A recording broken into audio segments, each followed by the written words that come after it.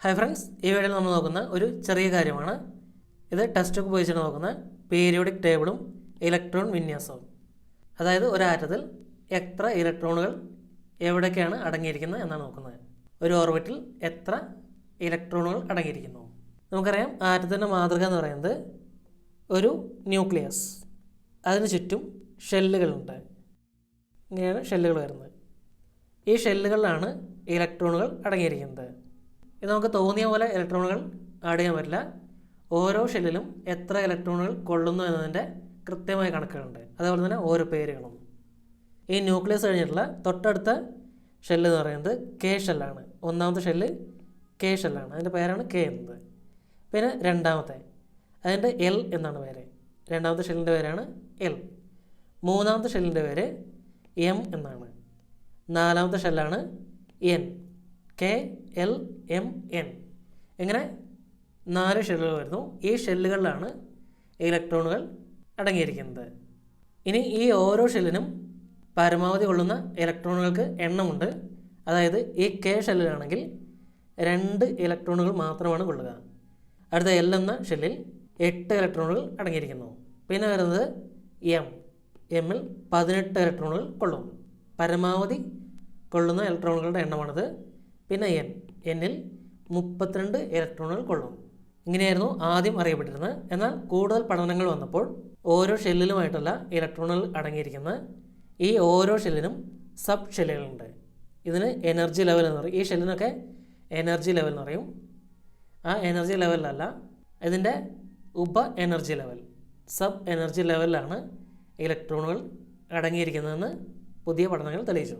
അതായത് ഈ K L M N ഇതിന് ഓരോന്നിനും സബ് ഷെല്ലുകളുണ്ട്. ആ സബ് ഷെല്ലിലാണ് ഇലക്ട്രോണുകൾ അടങ്ങിയിരിക്കുന്നത്. ആ സബ് ഷെല്ലിൻ്റെ എണ്ണത്തിനും കൃത്യമായ അളവുകളുണ്ട്. കെ എന്ന ഷെല്ലിൽ സബ് ഷെല്ലിൻ്റെ എണ്ണം 1 ആണ്. എൽ എന്ന ഷെല്ലിൽ സബ് ഷെല്ലിൻ്റെ എണ്ണം 2 ആണ്. എം എന്ന ഷെല്ലിൽ സബ് ഷെല്ലിൻ്റെ എണ്ണം 3 ആണ്. എൻ എന്ന ഷെല്ലിൽ സബ് ഷെല്ലിൻ്റെ എണ്ണം 4 ആണ്. അതായത് അതിൻ്റെ ക്രമ നമ്പർ തന്നെയാണ് സബ് ഷെല്ലിൻ്റെ എണ്ണവും. കെ എന്ന ഷെല്ലിൽ 1 സബ് ഷെൽ, എൽ എന്ന ഷെല്ലിൽ 2 സബ് ഷെൽ, എം എന്ന ഷെല്ലിൽ 3 സബ് ഷെൽ, എൻ എന്ന ഷെല്ലിൽ 4 സബ് ഷെൽ. സബ് ഷെല്ലിന് ഓരോ പേരുകളുണ്ട്. S, P, D, F. ഇതാണ് സബ് ഷെല്ലിൻ്റെ പേര്. സബ് ഷെല്ലുകൾക്ക് എസ്, പി, ഡി, എഫ് എന്ന് പേര് കൊടുത്തിരിക്കുന്നു. മൂലകങ്ങളുടെ ആറ്റോമിക് ഘടനയുമായി ബന്ധപ്പെട്ട ചില സവിശേഷതകൾ സൂചിപ്പിക്കുന്ന വാക്കുകളിൽ നിന്നാണ് ഈ പേര് കൊടുത്തിരിക്കുന്നത്. എസ് എന്നാൽ ഷാർപ്പ്, പി എന്നാൽ പ്രിൻസിപ്പൽ, ഡി എന്നാൽ ഡിഫ്യൂസ്, എഫ് എന്നാൽ ഫണ്ടമെൻ്റൽ. ഇതാണ് sub shell, S P D F. അതിൻ്റെ മുഴുവൻ പേരുകൾ sharp, principal, diffuse, fundamental. Atom ഘടനയെ സംബന്ധിച്ച ആധുനിക സിദ്ധാന്ത പ്രകാരം ന്യൂക്ലിയസിന് ചുറ്റും ഇലക്ട്രോണുകൾ ത്രിമാന മേഖലയിലൂടെയാണ് സഞ്ചരിക്കുന്നത്. പ്രധാന ഊർജ്ജ നിലകൾ തന്നെ ഉപ ഊർജ്ജ നിലകൾ, സബ് ഷെൽസ് ഉണ്ട്. അത് നമ്മൾ പറഞ്ഞ ഓരോ ഷെല്ലിനും ഉപ ഊർജ്ജ നിലകൾ, സബ് ഷെല്ലുകൾ ഉണ്ട്. ഷെല്ലുകൾ എന്ന് പറയുന്നത് കെ എൽ എം എൻ, ഇതാണ് ഷെല്ലുകൾ. സബ് ഷെല്ലുകൾ എന്നാൽ എസ് പി ഡി എഫ്. അതായത് ഷെല്ലിലാണ് സബ് ഷെല്ലുകൾ വരുന്നത്. ഇനി ഈ സബ് ഷെല്ലിലും ഇലക്ട്രോണുകൾ കാണപ്പെടുന്നത് ഓർബിറ്റലുകൾ ആണ്. ഈ ഉപ ഊർജ്ജ നിലകളിൽ ഇലക്ട്രോണുകൾ കാണപ്പെടുവാൻ സാധ്യത കൂടിയ മേഖലകളുണ്ട്. ഇവ ഓർബിറ്റൽസ് എന്നാണ് അറിയപ്പെടുന്നത്. ഒരു ഓർബിറ്റിൽ ഉൾക്കൊള്ളാവുന്ന പരമാവധി ഇലക്ട്രോണുകളുടെ എണ്ണം 2 ആണ്. ഒരൊറ്റ ഓർബിറ്റിൽ പരമാവധി ഉൾക്കൊള്ളാവുന്ന ഇലക്ട്രോണുകളുടെ എണ്ണം 2 എന്ന് മാത്രമാണ്. അപ്പോൾ നമ്മൾ പഠിച്ചത് ആദ്യം ഷെല്ലുകൾ, പിന്നെ അതിൽ സബ് ഷെല്ലുകൾ, പിന്നെ വരുന്നത് ഓർബിറ്റൽ. ഈ സബ് ഷെല്ലിൽ ഓർബിറ്റലുകളുണ്ട്. ആ ഓർബിറ്റലുകളാണ് ഇലക്ട്രോൺസ് കാണപ്പെടുന്നത്. പിന്നെ നമ്മൾ പറഞ്ഞു കെ എന്ന ഷെല്ലിൽ 1 സബ് ഷെല്ലാണുള്ളത്, എല്ലിൽ 2 എണ്ണം ഉണ്ട്. അതെങ്ങനെയൊക്കെയാണ് വരുന്നത് നോക്കാം. ആദ്യം കെയിൽ 1 എണ്ണമാണുള്ളത്. അതിന് നമ്മൾ എസ് എന്നൊരു സബ് ഷെൽ മാത്രമാണുള്ളത്. പിന്നെ എൽ എന്ന ഷെല്ലിൽ 2 എണ്ണം ഉണ്ട്. അത് എസും പിയുമാണ്. പിന്നെ വരുന്നത് എമ്മിൽ വരുന്നത് 3 എണ്ണമാണ്. അത് എസ്, പി, ഡി. ഈ 3 എണ്ണമാണ് എം എന്നിൽ വരുന്നത്. പിന്നെ വരുന്നത് എന്നിൽ 4 എണ്ണം ഉണ്ട്. S, P, D, F. പിന്നെ നമുക്ക് കുറച്ചും കൂടി അറിയാൻ വേണ്ടി വേറെ രീതിയിൽ നമുക്ക് മാറ്റി എഴുതാം ഇതിനെ. ഇത് ഒന്നാമത്തെ ഷെല്ലാണ്, അതുകൊണ്ട് നമുക്കിതിനെ 1s എന്ന് എഴുതാം. 1s. പിന്നെ അടുത്ത എല്ലിൻ്റെ കാര്യത്തിൽ രണ്ടാമത്തെ ഷെല്ലാണ്, അതുകൊണ്ട് നമുക്കിതിനെ 2sഉം 2pയും ആയി എഴുതാം. പിന്നെ മൂന്നാമത്തെ m, അതിൽ 3s 3p 3d അങ്ങനെ എഴുതാം. പിന്നെ നാലാമത്തെ എന്നിൽ 4s 4p 4d 4f ഈ രീതിയിൽ എഴുതാം. അപ്പോൾ ഇതാണ് വരുന്നത്. കെയിലെ സബ്ഷെല്ലാണ് 1s, എല്ലിൽ 2sഉം 2pയും വരുന്നു, എമ്മിൽ 3s 3p 3d, എന്നിൽ വരുന്നത് 4s 4p 4d 4f. അപ്പോൾ ഇതാണ് നമ്മൾ കണ്ടത്. ഷെൽ നമ്പർ 1 സബ്ഷെല്ലുകൾ എസ്, രണ്ടാമത്തേൽ എസും പിയും, 3ൽ SP D, 4ൽ SP DF. അത് ഓരോ സബ്ഷെല്ലും ഏത് ഷെല്ലിലാണെന്ന് തിരിച്ചറിയാൻ വേണ്ടി നമ്പർ കൊടുക്കുന്നു. ഇവിടെ ഷെൽ നമ്പർ, സബ്ഷെല്ലുകളെ സൂചിപ്പിക്കുന്ന രീതി. ഒന്നാമത്തേൽ ഒരു എസ് മാത്രമാണുള്ളത്, 1s. രണ്ടാമത്തേൽ 2sഉം 2pയും. മൂന്നാമത്തേൽ 3sഉം 3p 3d. നാലാമത്തേൽ 4s 4p 4d 4f അങ്ങനെ വന്നിരിക്കുന്നു. ഇനി സബ് ഷെല്ലിലെ ഇലക്ട്രോണുകളുടെ എണ്ണം, ഷെൽ നമ്പർ, ഓരോ ഷെല്ലിലും അടങ്ങിയിരിക്കുന്ന ഇലക്ട്രോണുകളുടെ എണ്ണം, പരമാവധി എണ്ണം. കെ എന്നതിൽ 2, എല്ലിൽ 8, എമ്മിൽ 18, എന്നിൽ 32.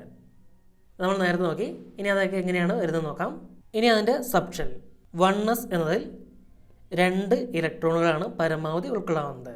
2sലും 2 എണ്ണമാണ്. 2pയിൽ 6 ഇലക്ട്രോണുകൾ കൊള്ളും. 3sൽ 2, 3pയിൽ 6, 3dയിൽ 10.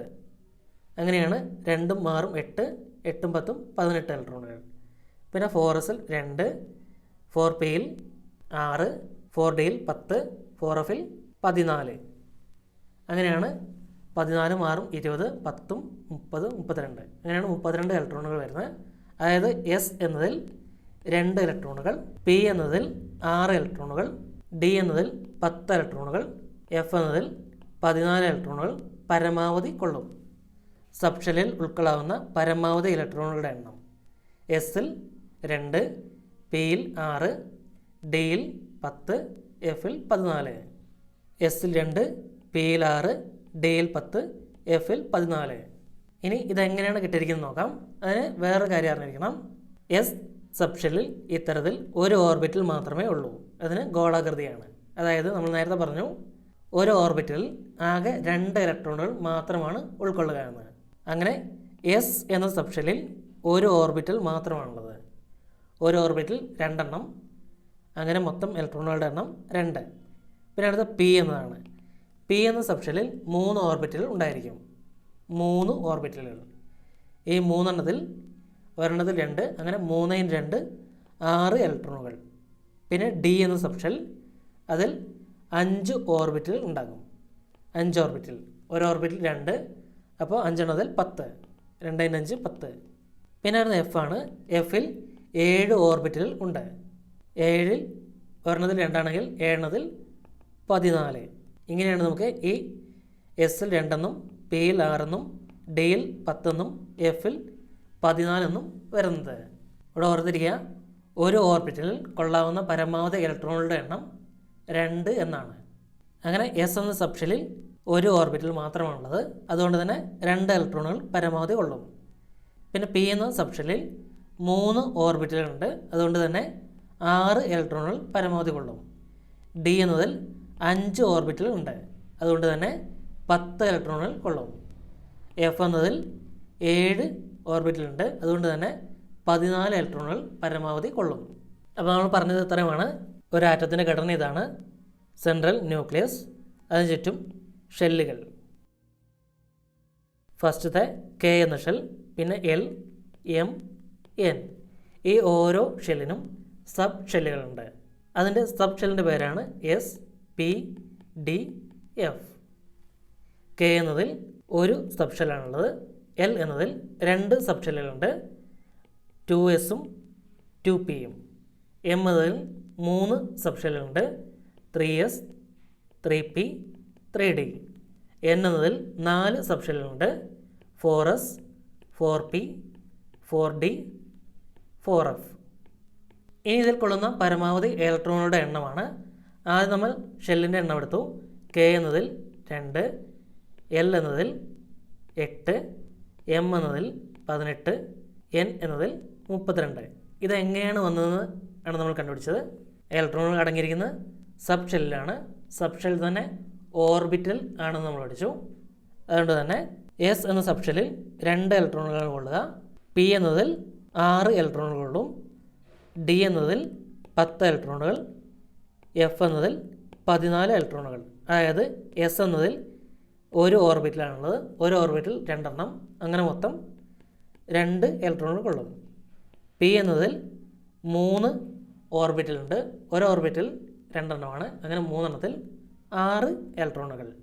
പിന്നെ വരുന്ന ഡി ആണ്. ഡി എന്നതിൽ 5 ഓർബിറ്റിലുണ്ട്, ഒരു ഓർബിറ്റിൽ 2, അങ്ങനെ മൊത്തം 10. പിന്നെ വരുന്ന എഫ് ആണ്. എഫിൽ 7 ഓർബിറ്റിലുണ്ട്, ഒരു ഓർബിറ്റിൽ 2 ആണെങ്കിൽ 7 എണ്ണത്തിൽ 14. അങ്ങനെയാണ് ഈ ഒരു കണക്ക് കിട്ടിയിരിക്കുന്നത്. UPSC വന്നൊരു ക്വസ്റ്റ്യൻ ആയിരുന്നു, ഒരു ആറ്റത്തിൻ്റെ ഒരു സബ് ഷെല്ലിൽ ഉൾക്കൊള്ളാവുന്ന പരമാവധി ഇലക്ട്രോണുകളുടെ എണ്ണം എത്ര? ഈ കാര്യങ്ങൾ വെച്ച് നോക്കുമ്പോൾ ഇതിൻ്റെ ഉത്തരം 2 ആയിരിക്കും. ഇതിന് വേറൊരു തിയറി കൂടി വരുന്നുണ്ട്, പോളിസ് എക്സ്ക്ലൂഷൻ പ്രിൻസിപ്പൾ. ഇതിന് പ്രകാരമാണ് വരുന്നത് ഒരു ഓർബിറ്റിൽ കൊള്ളാവുന്ന പരമാവധി ഇലക്ട്രോണുകളുടെ എണ്ണം 2 എന്നത്. അങ്ങനെ അത് വെച്ച് നോക്കുമ്പോൾ ഒരാറ്റത്തിൻ്റെ ഒരു സബ് ഷെല്ലിൽ ഉൾക്കൊള്ളാവുന്ന പരമാവധി ഇലക്ട്രോണുകളുടെ എണ്ണം 2 ആയിരിക്കും.